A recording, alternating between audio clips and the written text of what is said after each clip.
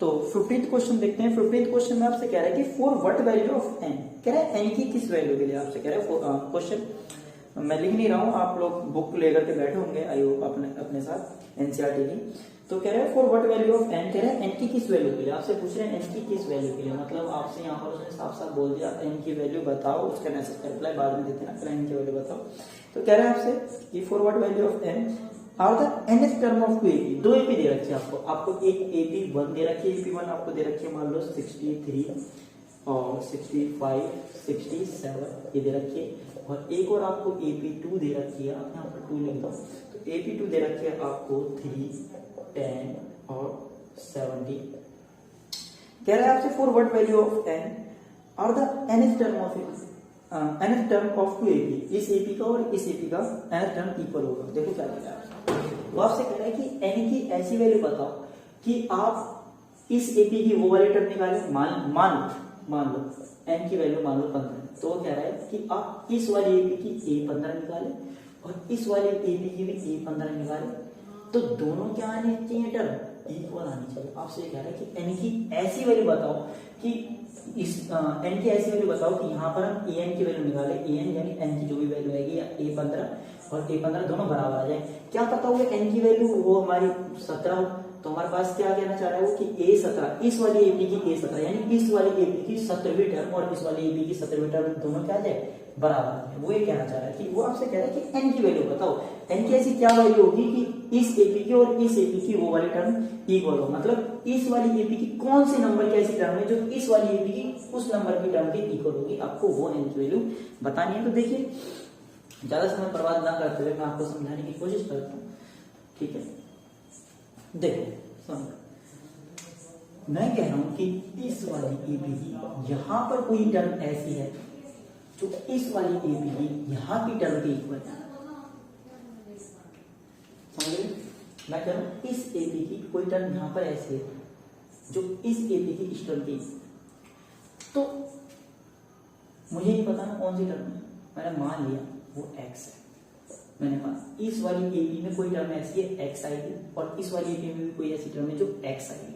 मैंने कहा इस वाली एपी में कोई टर्म ऐसी आएगी आगे जो x आएगी x, और इसमें भी वही टर्म आएगी x आएगी। तो अब ये कौन से नंबर की टर्म है हमें नहीं पता, तो मैं क्या बोलूंगा यहाँ पर an की वैल्यू कितनी है x है, और इस वाली एपी में भी यहाँ an की वैल्यू कितनी है x है। यहाँ पर E1 की वैल्यू कितनी है इस वाली एपी में, इस वाली एपी में E1 की वैल्यू हमारे पास 63 और D की वैल्यू कितनी है इस वाली एपी में 65 माइनस 63 यानी कि 2, और इस वाली एपी में हमारे पास A1 की वैल्यू कितनी है 3 और D की वैल्यू कितनी है 10 माइनस 3 यानी कि 7, ठीक है। ये टर्म्स दे रखे हैं। तो यहां से अगर मैं En की वैल्यू निकालता हूँ आएगा a plus n minus 1d। En की वैल्यू कितनी है x equal to a, a की वैल्यू कितनी है हमारे पास, a की वैल्यू हमारे पास 63 है ना, A1 ये इस एपी की बात कर रहे हैं, प्लस n माइनस 1 और d की वैल्यू कितनी है हमारे पास, d की वैल्यू हमारे पास 2, d की वैल्यू 2। तो देखो हमारे पास कितना आ जाएगा, इसको सॉल्व करा हुआ है x इक्वल टू 63 प्लस इसको मल्टीप्लाई कर दो अंदर 2n माइनस 2, तो हमारे पास आएगा x इक्वल टू हो जाएगा 63 माइनस 2 यानी कि 61 प्लस 2n, ठीक है। ये आ हमारे पास इस वाली एपी को सॉल्व करते हैं, तो हमारे पास वही फॉर्मूला लगाएंगे an equal to a plus n minus 1 और d। a की वैल्यू कितनी है हमारे पास x इक्वल टू a की वैल्यू कितनी है हमारे पास 3 प्लस n माइनस 1 और d की वैल्यू कितनी है हमारे पास 7। तो हमारे पास कितना आ जाएगा x हो जाएगा 3 प्लस हो जाएगा 7n माइनस 7,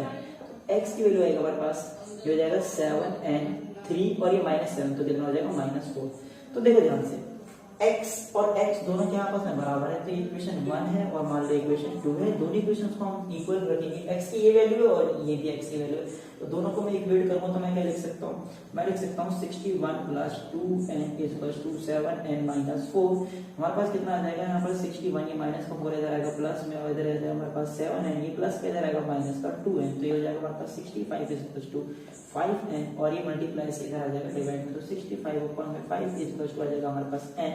और n की वैल्यू आ जाएगी हमारे पास 13, यानी इस एपी की 13th टर्म निकालोगे और इस एपी की भी 13th टर्म निकालोगे, दोनों के दोनों बराबर आएंगे। आप लोग चेक भी कर सकते हो, मैं यहाँ पर चेक करके दिखा देता हूँ आप लोगों को। इस वाले एपी की आप 13 टर्म निकालेंगे, कितना आएगा a13, वो आएगा a प्लस 12d, और a की वैल्यू कितनी है, देखो a की वैल्यू हमारे पास 63 प्लस 12 और d की वैल्यू कितनी है हमारे पास, इस वाले एपी में हमारे पास d की वैल्यू है